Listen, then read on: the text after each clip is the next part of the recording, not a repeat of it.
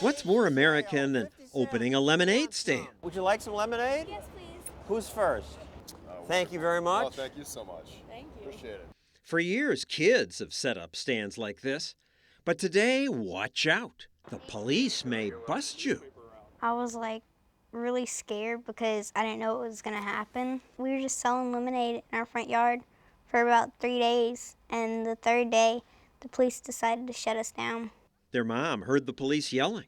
And I could hear them from inside my house yelling at them, "Girls, you have to shut the lemonade stand down." It made me want to open my own stand here in Fox's front yard. There's a cop over there. Will the police bust me? There are so many vague laws that everybody arguably could be caught up in it. Lawyer Harvey Silverglate says America's avalanche of new laws, this is just what the feds added last year, makes criminals of just about all of us. Every citizen arguably could be shown to have violated some regulation in these stacks, and that's the danger to liberty. The police never told these girls why they were shut down.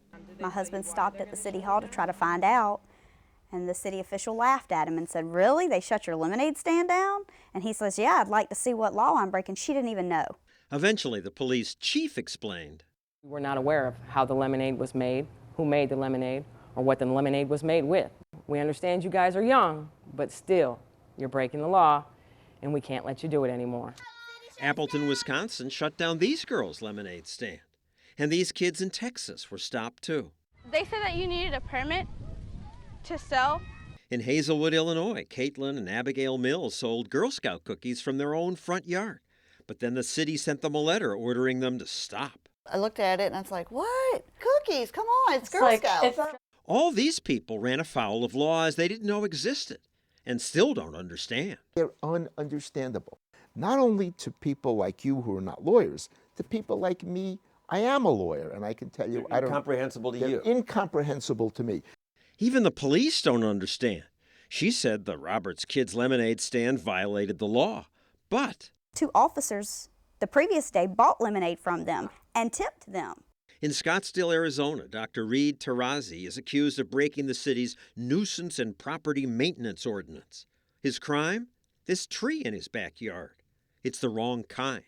They said if you don't remove the tree, you'll be fined $2,000 a day. Or I could face imprisonment for 6 months.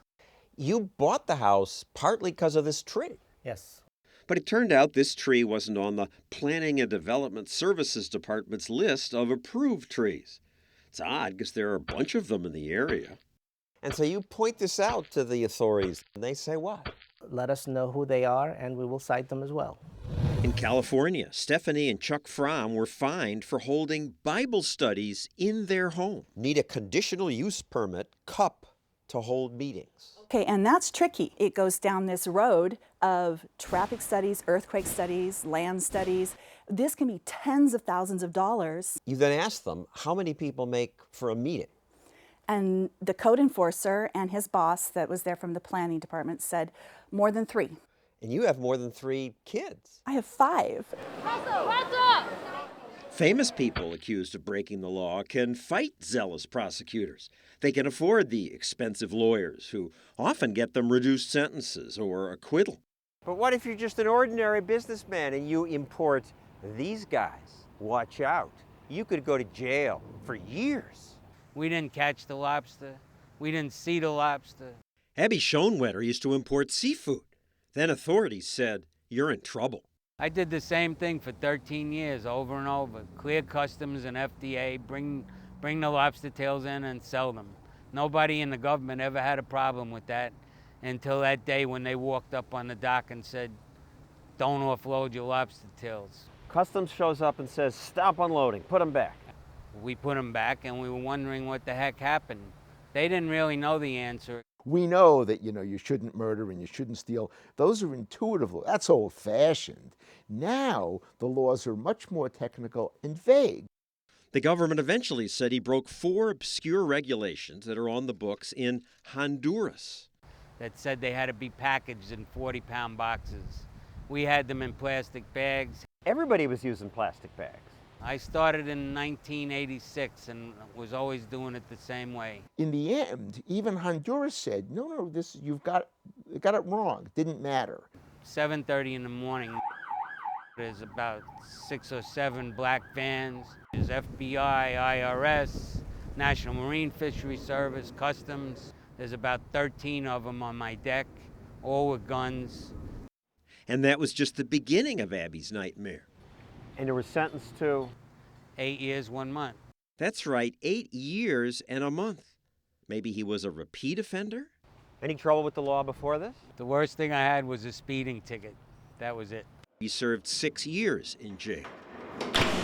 What's happened to your business? I went broke. What's happened to your family? They went broke also, and it broke up. My kids are back home with their mother, and that's the story. I assume these attorneys general and state's attorneys, they're not evil people. Okay, they're ambitious, they want to make a name for themselves, but they don't want to hurt people who didn't really do nasty things. Most are not evil, but there are a lot of fanatics. Prosecutors have noticed that other prosecutors like Elliot Spitzer, Rudy Giuliani, Senator Richard Blumenthal won high office by racking up impressive conviction records. You see all these regulations around here? They will comb the books and they will find something. This could happen to you. They can take any law that they think you broke and take you to trial. And whether you win or lose, you're going to lose. Because by the time you're done fighting it, you're broke. Of course, the government never goes broke.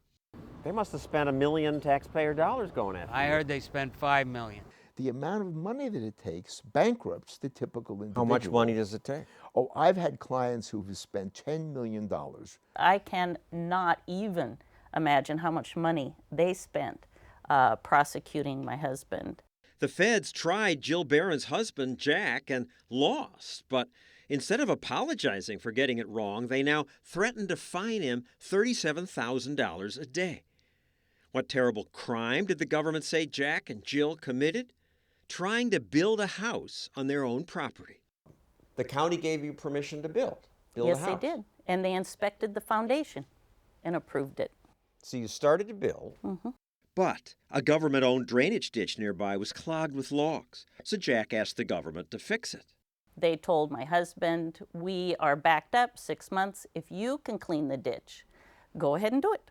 So he used his backhoe. He removed huge logs out of this ditch.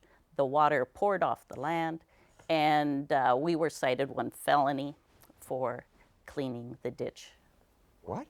A felony charge. It gave the property the appearance of being a wetlands. The state government floods your property, and then the federal government comes and charges you with felonies for building on a wetland. And it clearly isn't a wetland. Jack is digging a well here. He had to go deep down. He wasn't finding water. He was down about 8 feet, could not find a water table. I should repeat, a jury cleared Jack of all charges. And we won, but after we were home for a month maybe, the Army Corps of Engineers and the EPA sent us another letter saying how nice for you that you won in the criminal court, but we still feel it's a wetlands, and the decision made by the jury did not matter to them. And if you don't get off the property, we're going to find you civil. What does that mean? $37,500 a day. They've had to sell their home. Now they live in a modified trailer. So this has already almost taken everything you have. Well, yeah, or I wouldn't live like that. And their life savings? We'll be bankrupt, obviously. You have no idea what you're up against. You don't know the power that is the EPA. They have all the time and resources in the world. It's an implacable foe with unlimited budget, and they wear you down. They just come in and ruin lives. And so our government, that's supposed to be by the people, for the people, sometimes is against the people.